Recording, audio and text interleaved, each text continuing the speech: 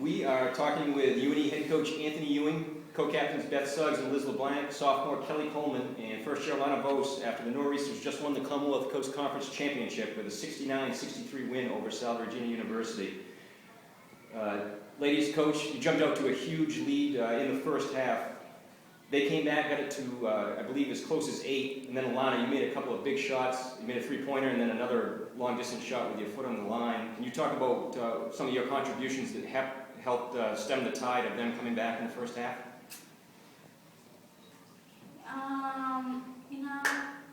I just wanted to come up off the bench and be confident and I'm really bad at interviews, but I don't know what to say. Coach, can you talk from your perspective, from a coaching perspective, how big was it for you to negate the momentum that they built and take positive momentum into the halftime when UNE led 39-23? Yeah, we jumped out there to a quick lead there, and we did kind of stall a little bit, and it evaporated quickly. As it, Salve has a tendency to do that to you.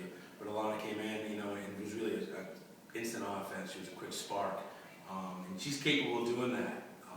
When she's ready to go, there really isn't anybody that can really guard her when she's making shots like that. And that was huge for us to take the lead that we did into the halftime, because we needed all those points clearly in the second half. The other night in the semifinals against Endicott, it was a strong defensive effort in the first half that really keyed the victory. Do you feel the same way this afternoon, where defensively you limited them to 23 points in the first half? Do you think that figured in ultimately the win, the first half defense? Absolutely.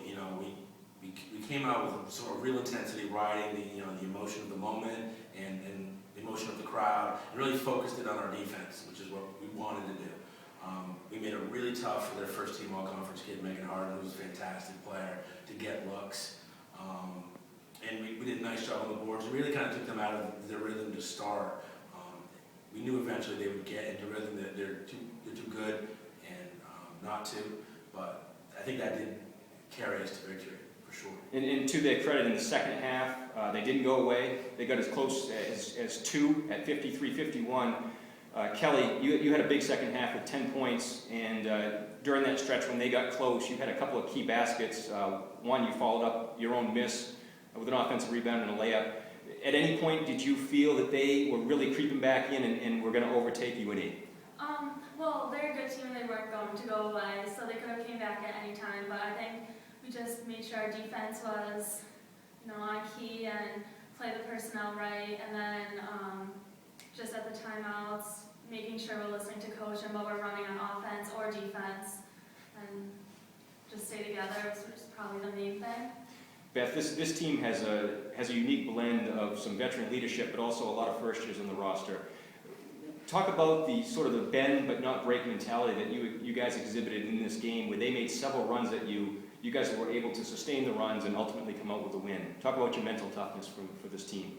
Well, being so young, people expect us to not have mental toughness, but coach worked on it in practice, and we worked on it as a team. We wouldn't, as one person's down, we tried all to get them back together and stay strong. So even if they did go on runs, we knew they were going to go on runs.